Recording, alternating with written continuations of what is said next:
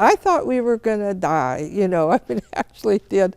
And, you know, and I was saying some prayers, you know, and it was, and then, you know, when it was done, we just didn't know what happened, you know. I mean, we realized it was an earthquake, but nothing had ever happened like that. My name's Linda Guthrie, and I'm from Valdez. I've lived here most of my life. I lived across the bay at Dayville, where my grandparents homesteaded. I won't ever forget it, you know, it's just really vivid in my mind. And I was about 12 then, at the time of the earthquake, and I was upstairs. We had a 3-story house, and I was upstairs when it started, and I could tell, you know, we were used to having tremors, but you could tell it was more than that. It wouldn't stop, and it was shaking pretty hard.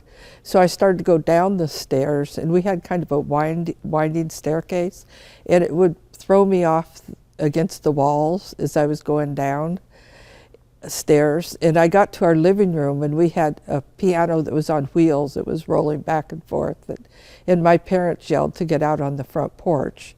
And you could hear the nails pulling out of the boards in the house, and it was, you know, it was scary.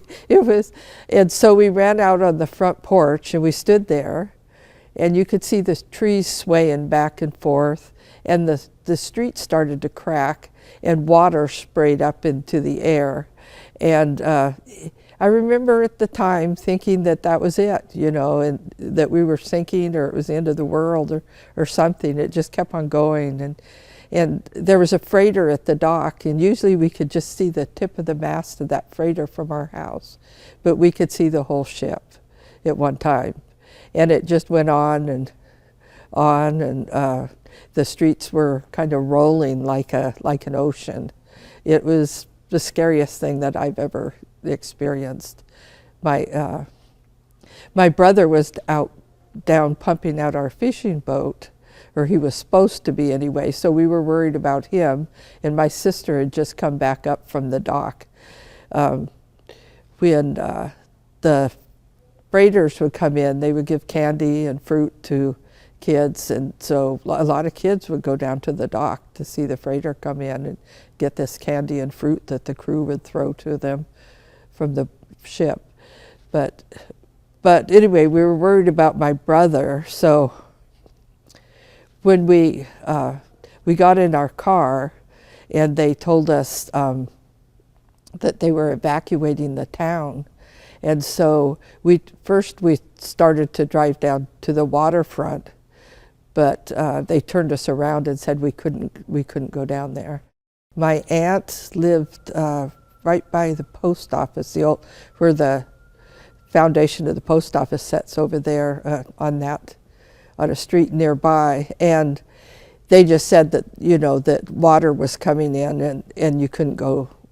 Different people in that area would tell us that. So we got in our car and we were going to head out the road, and then we ran into my brother, who had luckily gone for a drive instead of, you know, before he pumped out the fishing boat, so he was okay. But he was out by the third bridge there, coming into town. So what happened is my parents had a homestead cabin about 5 miles out of town. And so most people went out. There was a little hill right after that. Most people went out and parked along the hill. And we did that at first too. And then we thought, well, the cabin's there.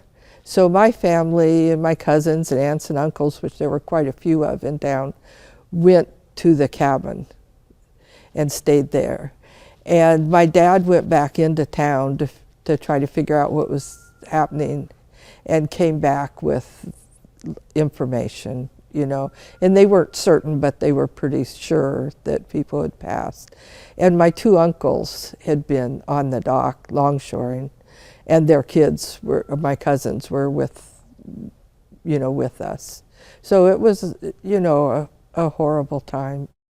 I remember when we were Glen Allen, we did go to school a little bit, and the kids would kind of shake the desk, you know, the other kids, not realizing how much they were traumatizing us, but we were just like, you know, it was like cruel, but they didn't understand, you know, how, I don't think we did. I don't think we understood how much it affected us.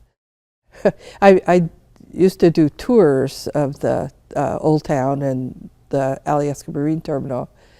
And I went over there one time, and I was telling these people about the earthquake. And I was talking about this woman that my parents knew. And all of a sudden, tears just started rolling down my cheek, and I just started bawling. And I had to excuse myself and get off the bus and go. I said, please excuse me for just a minute, and walked off the bus and then collected myself and then was able to get back on the bus. But that was like I was in my 60s, you know, and I was 12 at the time of the earthquake. So it stays with you. What would you say to that young woman?